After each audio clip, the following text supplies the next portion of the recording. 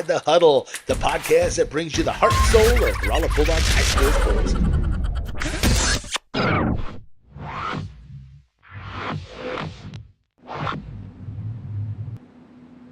Hey everyone, welcome to Inside the Huddle, brought to you by Romo Athletics and powered by our title sponsor, Phelps County Bank.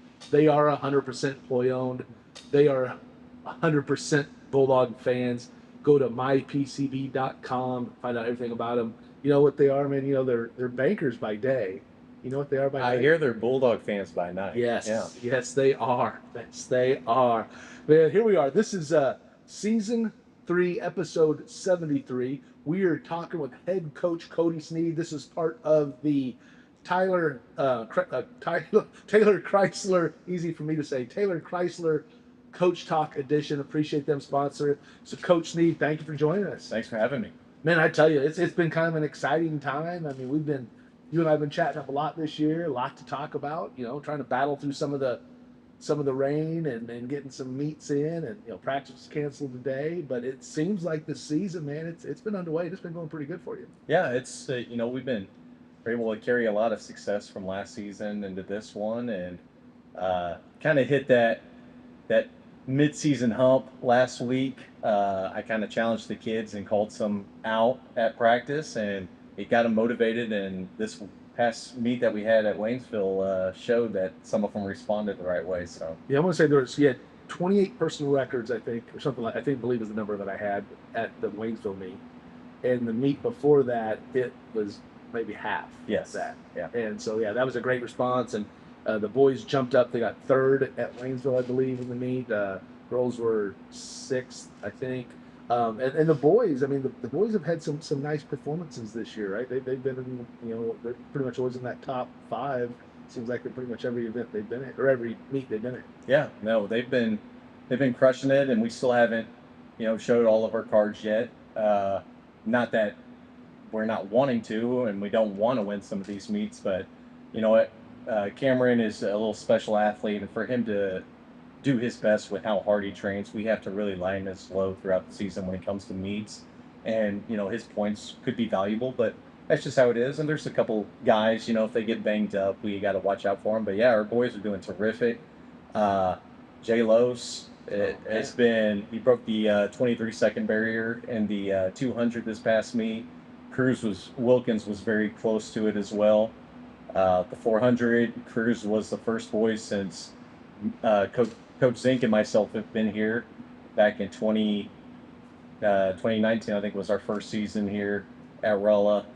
First boy to break 50 seconds in the 400. Wow. So impressive. Cameron ran the 800. We wanted to try to give him a little something different, especially after, you know, going to the Kansas City relays the week before. And what a thing, that introduction, to have him come out, got the flames and stuff going. Yeah. They introduced that final heat.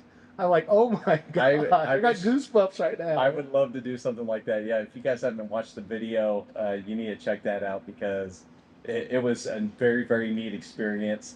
I was wondering, though, like watching it, they had a 4-minute pace going around the track. Yeah. There was a light, but it was going backwards. And I asked them why they did that. And apparently it's illegal to have it pacing them throughout a race. Oh, so wow. I was pretty disappointed in that part, but yeah, no, it was an awesome experience, and man, he did a great job at that meeting. Came out, ran a 4:14 mile, which, if you don't know, the mile's about 10 meters longer than a 1600. So really his time's probably closer to a 4:12. But we'll be saving him. He's going to run that in a distance medley this week, and then next week he's really going to come out and do his best mile that he can for placement come district time. Yeah, because you look at that, and he had, I think, he ended up like 12th at the meet. It was his personal best, and he'd only ran it one other time since his freshman year, right? The mile. No, he's ran it maybe a couple times sophomore year. Same thing with last year, but it's very rare. Yeah. And then he gets it, and then the person. So and then it was what it was nationally. He was the Burns kid. So his older brother went off to Oregon. Okay. Was a kid from St. James, Missouri, or not St. James. I apologize. Southern Boone, Missouri. Okay. Well, they moved, and I think they're in Arkansas now. But his brother, I'm pretty sure, if he's not number one in the country, he's top top three, five, top three, four. four. Yeah, it was. I saw that number and I was just like, oh. And the Cameron talked about that. He's almost as interested to go there to see the other people perform. Oh, for sure. That's all he was talking about. Was, I want to see someone break 4 minutes. Yeah. And it's a shame. The Burns kid actually, he won first place, ran a 4.0, I think 4.06, and which is fantastic. But he was disappointed because he's ran 4 minutes for 3 meets since the indoor season and just hasn't been able to break that 4 minute barrier. Wow. So, yeah, but it was an awesome race, and Cameron getting to experience that. It's awesome that we're able to have some kids in that, and I'm so happy for him. And so we talked before that Cameron he owns the 1600 and the 3200 school records, and then on the 800 he's been running. He's 2 seconds off. He's 2 seconds off of that. Yeah, we had a little sit down, and I was trying to see for the rest of the season. We have a race plan that him and I put together, thinking about where he would want to do certain events and where he would feel most comfortable and all that different stuff. And the 800 was kind of not thought about much this year, just because we knew his focus is 32 and the 16. So after he hit that, which last year he ran at one time and ran 203, so huge improvement there. And I was just like, are you wanting to continue this? Or he's just like, I was like, do you want to try to break the record again at one of these next couple meets? And he was like, that was all I had. As soon as he was done, he came over to me. He's just like, Coach, that's a different type of pain. And I was just like, that. There's a reason why a lot of people say that 800 and 400 are two of the toughest races in track and field. Oh. It's for sure. Yeah, that definitely. So you also have the relays for the boys have been doing really well too. They've always been in the last one in Waynesville. Was it the 200, the 400? Yep. One. You got first in both of those, and they're always, it seems to be, whatever size of meet you're at, they're always in that top. They're typically placed, and if not, it's going to be fourth. And you kind of move some people around a little bit in that, but not much, right? I mean, that's pretty standard. Yeah, we we have Cruz Wilkins, Aaron Stallworth, Bennett Dooning, and Jay Lose. There are consistent normal group that's in the 4x2 and the 4x4. 3 of those guys are sophomores, one's a junior. Yeah. So it's awesome that they're performing this well already. Hopefully, they'll stick it out all the way through their career. But yesterday we had Aaron just wasn't seeming right at the meet, so we got him out of the 4x4 and put in Gavin Thomas in there. And Gavin ran a 53-second split, which is phenomenal. And we got guys that can slip in if someone's not right, because track and field is one of those things where if you're not performing at your very best that day and you have an opportunity like in the relays to put someone else who might be able to, you can do that. Yeah, so that's nice. So we also talk about some of the the underclassmen has been doing well. The freshmen have been performing. They're placing on both the girls and the boys side. Sophie Blakely on the distance. Now she's gonna have a tough way to go to break any of the records that are here, I think, because we've had some distance records come through here that are going really, really good. You get a little bit of love back there, sounds like. And then and you got Grace Fontenot that's as a freshman that's had some success and doing things. Pole vault. You got on the boys side, you got Trenton Earl, and there's freshmen and sophomore everywhere through the process. And I know, like, even on some of the throws, you got the upperclassmen above some of them, and then you got a kid on the JV that's right there competing with his opportunity. And I mean, it's got to make you feel good about the program. You highlighted that early on because we have this young group coming in that are serious about it and they want to be there. And you pair that up with the upperclassmen that have been there and been part of this process. You got to feel good about where the track program's at right now. Yeah, I think so. You've mentioned a lot of those younger kids. Sophie Blakely has done an amazing job in the mile and the 800. She just keeps jumping, and it's not small jumps. She's improving by seconds at a time in both those races, and she might have a chance come district time if she continues to improve. Might be able to get out there and move on to sectionals. Grace Fontenot's the same way. She's ranked as the number 2 class 5 pole vault freshman. So she's got a bright future ahead of her as well. And she's one of our speedsters too. And then same thing, Trenton Earl. you mentioned that with him and his pole vaults, and yeah, I think he either just jumped 13 or got very close to it, but he had another PR this past meet. Did a great job. But yeah, all those kids, not only, and it's nothing that I'm really doing, it's the fact that those older kids that you mentioned and our coaches have them seeing the way it needs to get done and they're believing in it.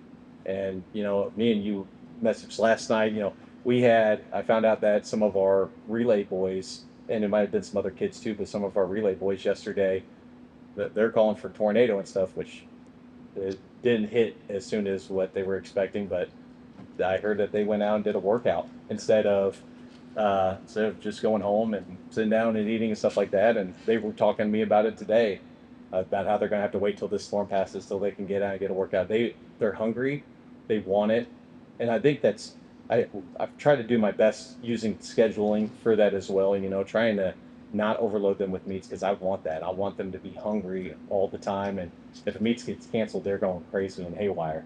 But yeah, it's been really cool just to see how everything's developed and how the culture's kind of improved. And we talk about there's a lot of kids want it, but not every kid's willing to do something to get it. So kids want it, they want to give it to them, they want it to just happen. Yep. But it's the few of the kids that actually are willing to put that extra time, and that's what's going to separate them, from competitors and things like that. That's always great to see. So far this season, who would you call your Mr. and Mrs. Consistency out there on in the events? They're steady, they're getting it done. Who would you kind of call out for that? It's hard to just give one name. Some of the guys I mentioned already, J. Los, Cruz Wilkins, Bennett Dooning on the running side. Those guys are time and time again. They fill in on the relays. You can depend on them at all times, and I mean they're always hitting. It seems like they never have a bad meet. Cameron's obviously there, him traveling to some of his different meets, but he's always going to be consistent. And then kind of more on the field event side, Nash Robinson is a guy for discus, and we have kind of working shot put now to try to get competitive in that coming district time. But I mean, he's always hitting around 45 meters. We're still waiting for that jump to hit, which I've seen in practice, but he's able to do that at all of his meets. Coach McCash does a great job with those pole vaults for getting him ready, so that they're always right there. We mentioned Trent Earl. Trying to think anyone else that sticks out. That's quite a bit on the boys' side. Jalen Forbes is another one with high jump. I mean, once he hit 6 foot, he's been just consistently jumping 6 foot, which is kind of neat to see. Girls' side, Madison Hutton, Grace Fontenot, Bridget Starnes is just a model of consistency, and she's always being used in all the events. Sophie Blakely's been, right there in the leaderboards as well. And then trying to think for field event wise of someone sticking out. Addison Montgomery. Mm-hmm. My goodness, that girl. That throw she has been improving and improving and improving. She's a little mad at me because the Elias JV meet that we're going to have on Tuesday isn't having javelin due to construction, so I'm having our javelin people having the last meet on Thursday. So I was just like, hey, I'm taking you out of this one. It's a fun meet. We're going to put you in shot put and discus. She didn't like that, but she'll forgive me later. Yeah. It won't hurt to have a little break for it. Oh yeah. I tell you, it's great to see. You brought up Bridget Starnes, and it got me to in the lick lighter relays, and they have the pentathlon up there, and so it's like, okay, Bridget, Cruz, you guys go do it.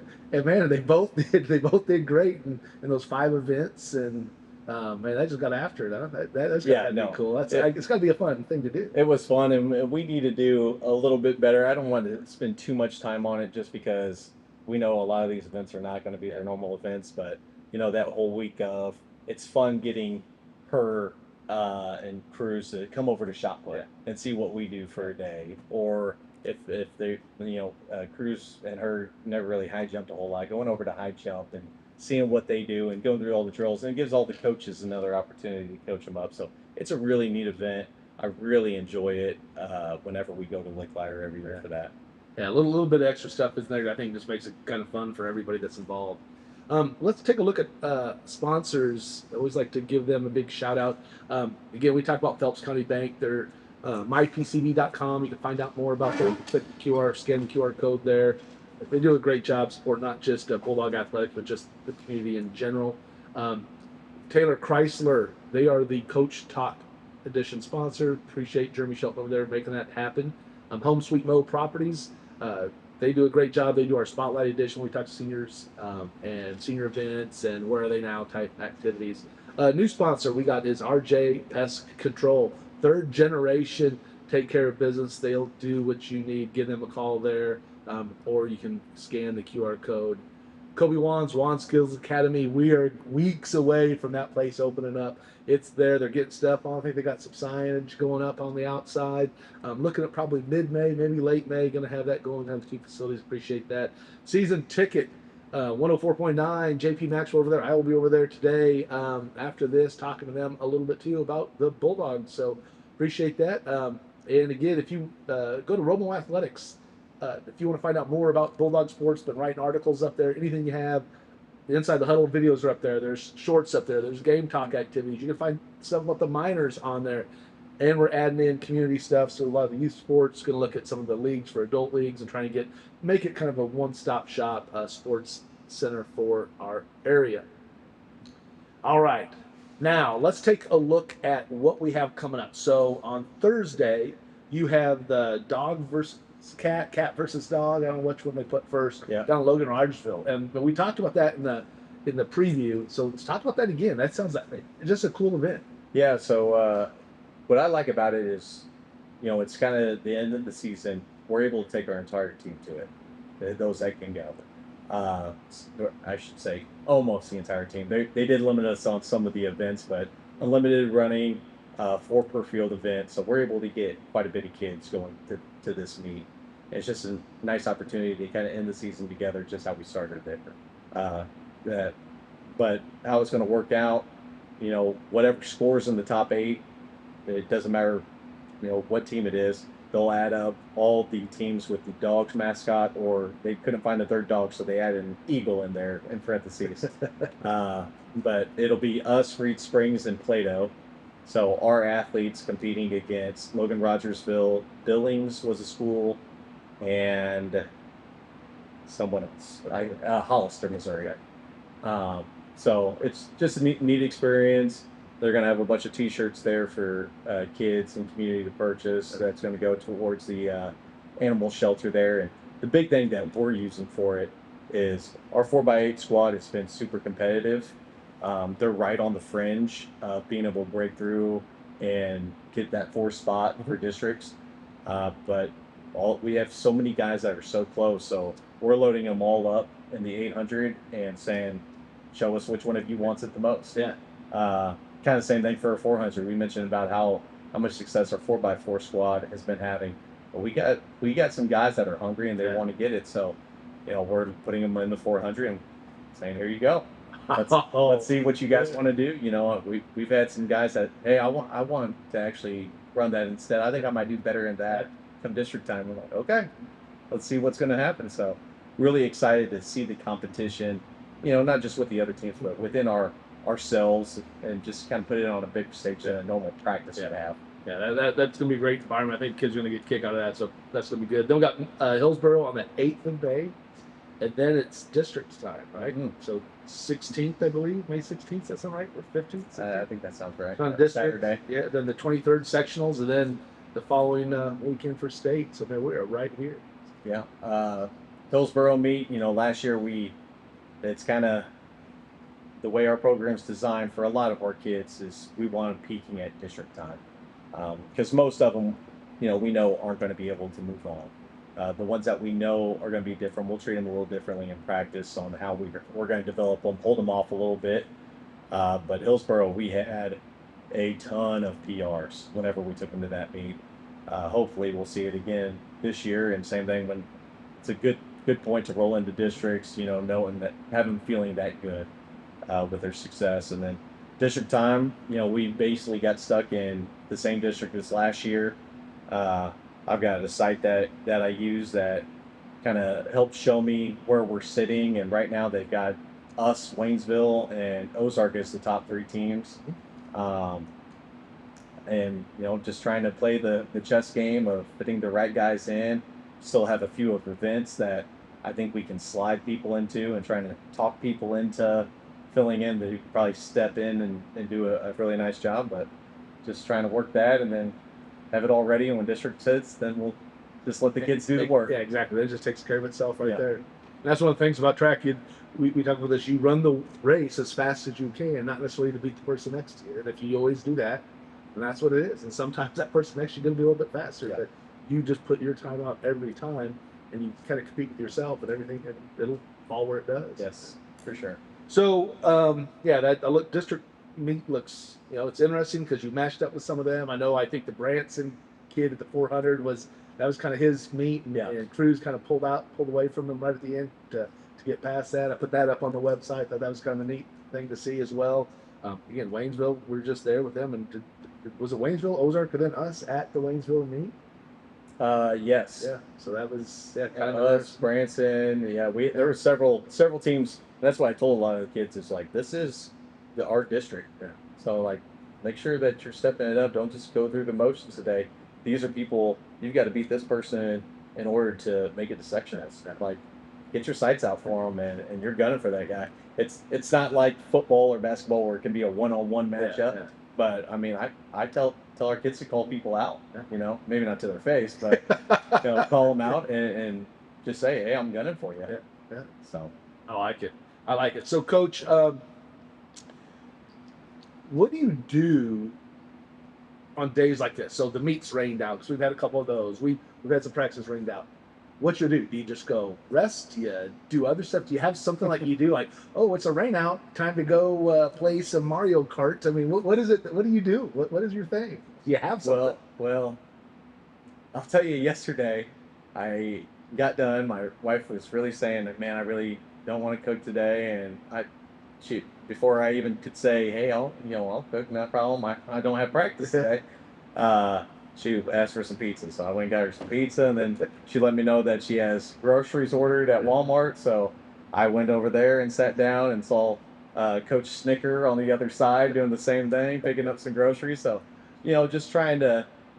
A lot of the times I might get myself stuck. Like today, we're gonna finalize all the entries for tomorrow for Thursday for the Logan Rogersville meet. But just trying to just go home, not think about track nearly as much, spend time with the family. A lot of my kids are extremely busy, so whenever I don't have practice and my wife can call on me to run some kids around for, with dance or pick them up from track meet or whatever the case is, I'm glad to help out with that. That's what it all comes down to. Well, Coach, thanks a lot for being there. And I just want to tell you, I appreciate your help and support on getting this stuff out there. You've been really good, really open, sharing all the information so we kind of get it out there for people. So I definitely appreciate that. No, and I want to throw it back your way. In case you guys don't know, like Tom is up into early morning. What was it, 5 o'clock? You said to me the other night, and just the fact that it's you and you alone, and there's people helping out and stuff like that. But you starting up the Romo Athletic site and really getting our kids out there, I know it means a lot to them. It does. And I see it, and I hope that everybody at home sees it. I appreciate that, Coach. Yeah. So visit the site to find out again. Articles are on there, videos inside the huddle, other activities, some of the live streams we've done as well. So for Coach Cody Sneed, we want to thank Phelps County Bank for being the title sponsor. We also want to thank Taylor Chrysler for being the Coach Talk sponsor.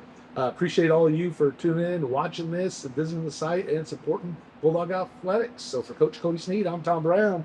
From inside the huddle to the heart of the game. We'll see you next time.